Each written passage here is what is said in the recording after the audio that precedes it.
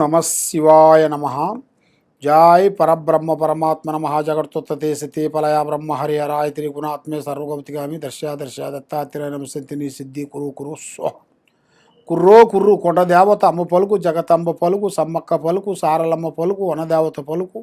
జై కొండదేవతాయ నమ. ప్రజలందరికీ నమస్కారము.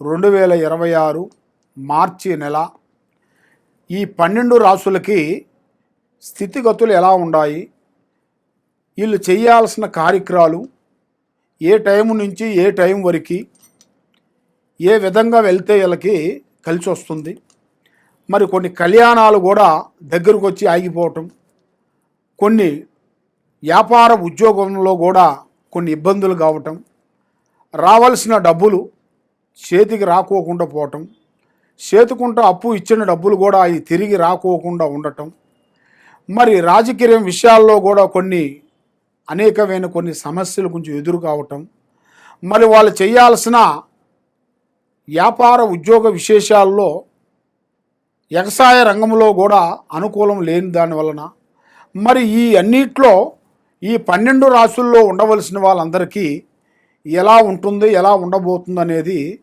మనం చెప్తున్నాము. ఏ సమస్యకైనా కూడా ఒక పరిష్కారం అనేది ఉంటుంది. కాబట్టి మనిషి పడ్డవాడు చెడ్డవాడు కాదు. కాబట్టి వాడి టయాలను బట్టి కొన్ని మనం తెలుసుకోవాలి. మరి ఈ జ్యోతిష శాస్త్రం అంటే ఇది 3వ నేత్రంతో సమానం.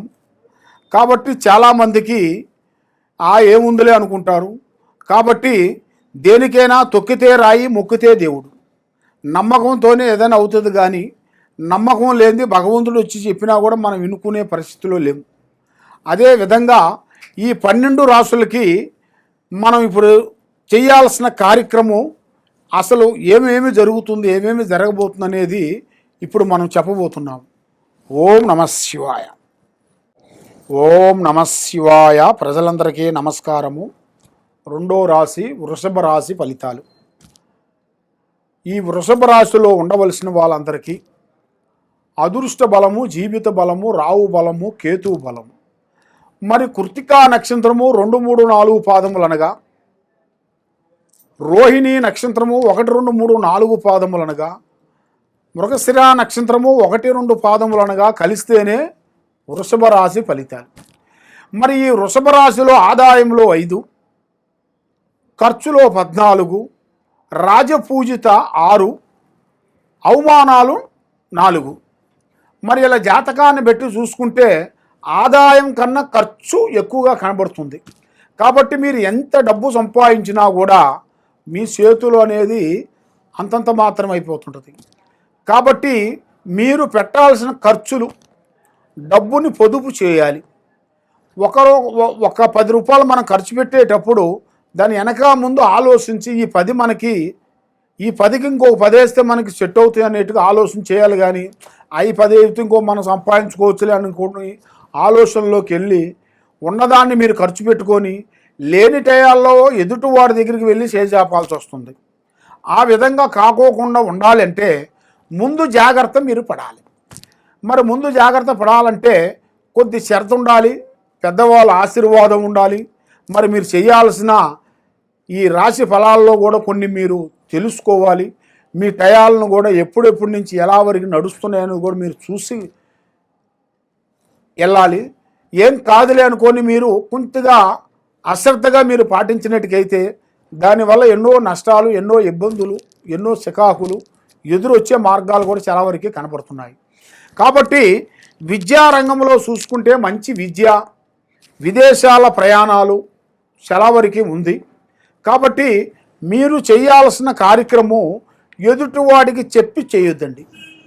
ఏ కార్యక్రమైనా కానీ, ఏ పనైనా కానీ, ఏదైనా కానీ ముందే మీ ప్లానింగ్ విషయాలను చెప్పి పబ్లిక్ చేయొద్దండి. నల్ల వస్త్రములు ఎక్కువగా ధరించకూడదు. బ్లాక్ ధరించిన దానివల్ల మీ మీద గ్రహ ప్రభావం అనేది పెరుగుతుంటుంది. కాబట్టి వాహనములు కూడా కొనకూడదు. బైక్ కానీ, కార్లు కానీ, ఏదైనా కానీ, ఏ వాహనం అయినా కానీ బ్లాక్ కలర్లు అనేది మీకు ఉండకూడదు. మరి మీరు చేయాల్సిన కార్యక్రమాల్లో కూడా ఈ సంవత్సరంలో మీకు వ్యవసాయ రంగంలో చూసుకుంటే 2 పంటలు అన్ని విధాలుగా మీకు బాగా కలిసి వచ్చే మార్గాలు చాలా వరకు బాగుంటాయి. మరి రాజకీయ రంగంలో కూడా అభివృద్ధిగా కనబడుతుంది. మరి సినీ ఫీల్డ్లో ఉండవలసిన వాళ్ళందరికీ ఈ సంవత్సరమున ఈ మార్చి నెల నుంచి వాళ్ళకి కొన్ని కార్యక్రమాలు, కొన్ని అద్భుతమైన విజయాలను సాధించాల్సి వస్తుంది. కాబట్టి ఉద్యోగం చేయాల్సిన వాళ్ళకు కూడా చాలామందికి ప్రమోషన్ మార్పు రావాల్సింది కూడా అతి దగ్గరలోనే కొన్ని కనబడుతుంది. కాబట్టి ఈ సినీ ఫీల్డ్లో ఉండవలసిన వాళ్ళు కానీ, ఈ యూట్యూబ్ రంగంలో ఉండవలసిన వాళ్ళకి కానీ కొన్ని మార్పులు, కొన్ని చేంజెస్లు రాబోతున్నాయి. కాబట్టి ఏ కార్యక్రమైనా ఏదైనా సరే ఆలోచించి ముందుకు ఎదిగేయండి.